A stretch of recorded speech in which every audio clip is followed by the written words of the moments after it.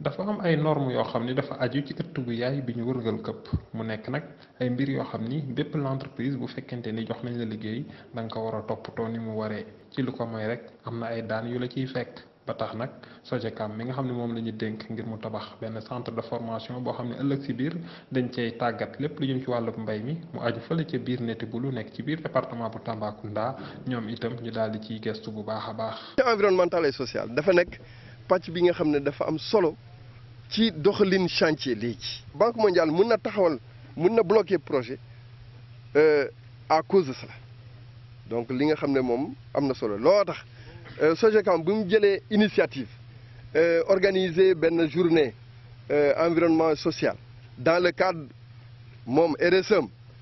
ñu rafetlu ko. liggéeykat yi dañu war a am casque te chantier bi bu nekkee ci dëkk seen dëkk ak nit ñi dafa war a rafet